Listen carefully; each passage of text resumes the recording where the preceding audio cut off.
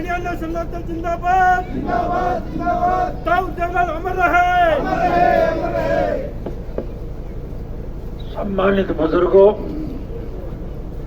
घरों में बैठी मेरी माता और बहनों, नौजवान साथियों और इस कृषि प्रधान देश के उज्जवल भविष्य के बच्चों, काफी लंबे समय के बाद आपके बीच में आने का मुझे अवसर मिला है। मैं तो गांव का आदमी हूँ, हर एक के दुख सुख में, कमी खुशी में शामिल होने वाला आदमी हूँ। लेकिन 2005 में जब हमारी सरकार चली गई तो कांग्रेस पार्टी की सरकार ने एक साजिश और षड्यंत्र करके मुझे 10 साल के लिए जेल भिजवा दिया था। दोष मेरा ये था कि हमारी सरकार में मैंने 3206 बच्चों को नौकरियां दी थी। जिन बच्चों को नौकरी दी उनकी तो तरक्की हो गई और नौकरी दिलाने वाले को 10 साल की सजा हो गई। और फिर एक दुष्प्रचार फैलाया कि अब चौटाला तो जेल में मरेगा और इंडियन नेशनल लोकदल पार्टी खत्म हो जाएगी। आप लोगों के सहयोग और समर्थन से हमारे संगठन को पहले के मुकाबले में ज्यादा ताकत मिली। आज ये बात आप और हम नहीं कर रहे, विपक्ष राजनीतिक पार्टियों के अग्रणी नेता भी इस बात को मान के चलते हैं कि संगठनात्मक दृष्टि से इंडियन नेशनल लोकदल पार्टी का कोई मुकाबला नहीं। संगठन में बहुत बड़ी ताकत है और आज फिर इस संगठन के बलबूते पर देश में बहुत बड़ा परिवर्तन आने वाला है, क्योंकि आज इस देश का हर नागरिक दुखी है। हिंदू, मुसलमान, सिख, ईसाई, चमार, धानक, वाल्मीकि, रेगर, खटीक, खाती, कुम्हार, लुहार, सुनार, मणिहार, नाई, तेली, धोबी, मोची, ब्राह्मण, बनिया, व्यापारी, कर्मचारी, कारखानेदार, मजदूर, किसान और कमेरा, सभी लोग इस कुशासन से दुखी हैं, क्योंकि ये तो लुटेरों की सरकार है। इस प्रकार के टैक्स लगाते हैं जिससे योजनाबद्ध तरीके से इस देश का सारा पैसा मुट्ठी भर जो बड़े उद्योगपति, ये बिरला, टाटा, डालमिया, बांगड़, थापड़, किर्लोस्कर और मोदी, अडानी और अंबानी जैसे लोगों के पास जाता है और उस पैसे को लूट के खाते हैं। ये तो लुटेरों की सरकार है। इसलिए आज इस देश का हर नागरिक इस कुशासन से दुखी।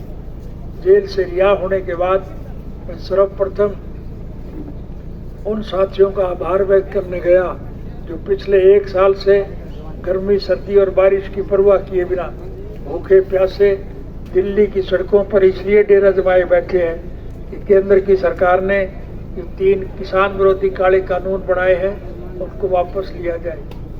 प्रधानमंत्री इस बात पर बजिद थे कि बने हुए कानून कभी वापस नहीं होते, लेकिन बधाई के पात्र हैं वो लोग जिन्होंने दृढ़ संकल्प के साथ एक निश्चय किया कि हम मर जाएंगे लेकिन जब तक ये काले कानून वापस नहीं होंगे हम धरने से नहीं हटेंगे। झक मार करके प्रधानमंत्री को मजबूर होकर उन काले कानूनों को वापस लेना पड़ा और उन किसानों से माफी मांगनी पड़ी। आज संगठन में बहुत बड़ी शक्ति है, इसलिए आप सब लोगों की तरफ आज सारे देश के लोगों की निगाह टिकी हुई। सभी लोग चाहते हैं कि देश का वातावरण बदल जाए, इसलिए आपको इस उपचुनाव को एक अकेला उपचुनाव नहीं समझना है। इस चुनाव के सुखद परिणाम निकलेंगे। ये चुनाव अगर आप भारी मतों से जीतोगे तो फिर निश्चित रूप से मध्यावधि चुनाव हो, क्योंकि फिर सत्ता पार्टी के चुने हुए प्रतिनिधि जो हैं वो उन पार्टियों को छोड़ करके आपके साथ शामिल हो जाएंगे और नए सिरे से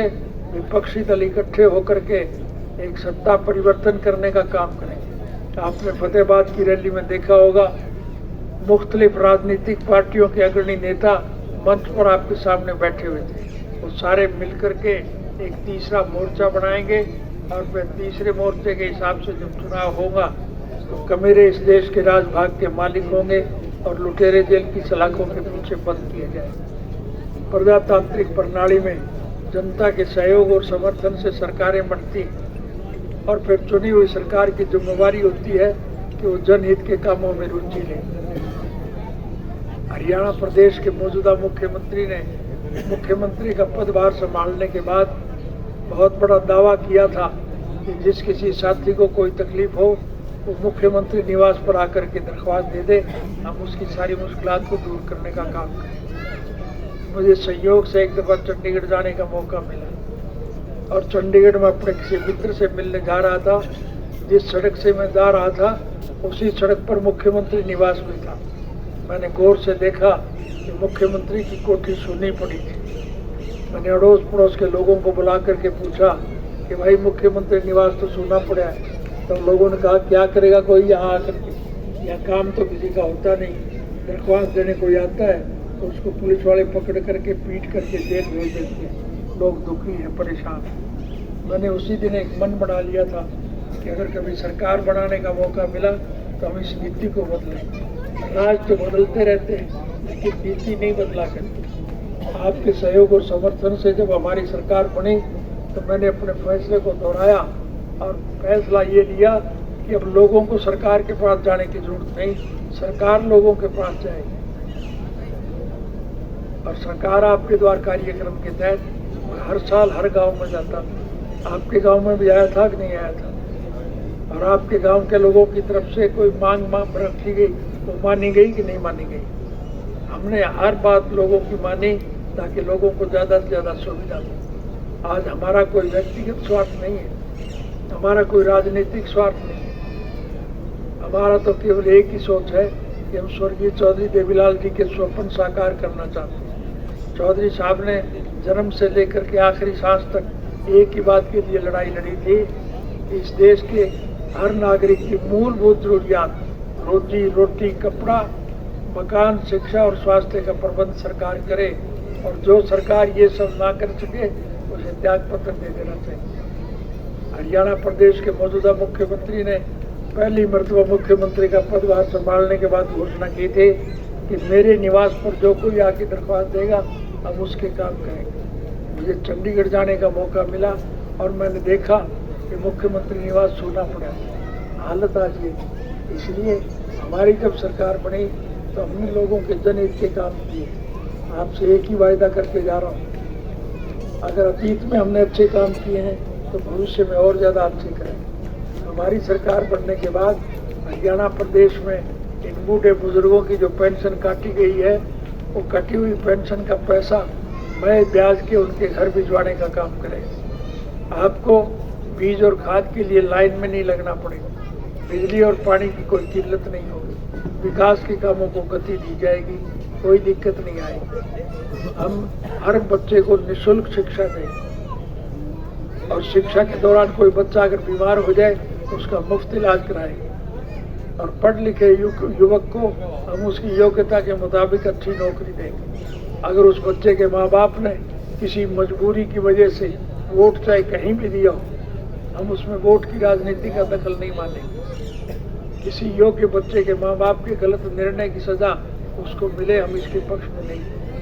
अगर आपके गांव का कोई बच्चा अच्छे पद पर बड़ा अफसर होगा तो गांव की भलाई की बात सोचेगा कि नहीं सोचेगा? इसलिए हम हर एक को नौकरी देना चाहिए। 3206 बच्चों को नौकरी देने की वजह से मुझे 10 साल की सजा हुई। आपकी सरकार बनने के बाद मैं लाखों बच्चों को नौकरी दूंगा, चाहे बाद में मुझे फांसी टूटना पड़े, मुझे उसकी कोई।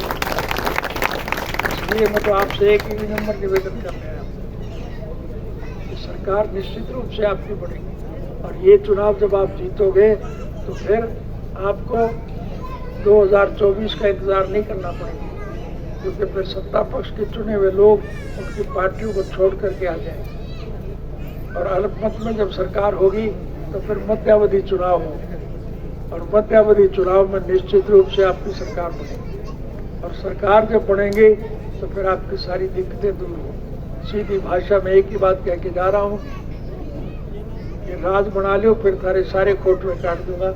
मेरा किसी से कोई द्वेष नहीं है, हमारा किसी से कोई विरोध नहीं है। हर एक को साथ लेकर के चलो, जाति पाति धर्म और मजहब की दीवारों को तोड़ करके इकट्ठे होकर के इस कुशासन का अंत करके एक नई सरकार का गठन करो ताकि लोगों को ज़्यादा से ज़्यादा सुविधा मिले। मैं एक बात आपको और कह के जा रहा हूँ, इस चुनाव में वो लुटेरे लोग भी आपके पास वोट मांगने के लिए आएंगे। उनसे आप एक ही बात पूछ लेना कि भाई आज हरियाणा सरकार के ऊपर 2.5 लाख करोड़ से ज़्यादा का कर्जा किस बात का है? विकास के नाम पर तो कहीं एक ईंट नहीं लगाई, स्कूलों में मास्टर नहीं है, अस्पतालों में दवाई और डॉक्टर नहीं है, बिजली और पानी नहीं मिलती, किसान बीज और खाद के लिए तरसता है फिर भी नहीं मिलता, तो फिर ये किस बात का टैक्स है? ट्रैक्टर का डीजल महंगा होता है, लेकिन हवाई जहाज में जो तेल जलता है वो मंदा बिकता है, क्योंकि उसमें बड़े पैसे वाले लोग सफर करते हैं। ये सरकार लुटेरों की सरकार है। इस प्रकार के टैक्स लगाते हैं जिससे योजनाबद्ध तरीके से बड़े उद्योगी घरानों के पास पैसा जाता है और ये लूट के खाते हैं। इसलिए इन लुटेरों को सबक सिखाने के लिए आपके पास एक अवसर आया है। मैं आपसे एक ही बात कह के जा रहा हूँ, ज़्यादा से ज़्यादा संख्या में सारे साथी इकट्ठे होकर के एक एक वोट मेरी पार्टी के प्रत्याशी जो आपके बीच में अभी बोल के गए हैं, इनको भारी मतों से विजयी बनाना, ये आपके दुख दर्द में भागीदारी करेंगे। आप हर प्रकार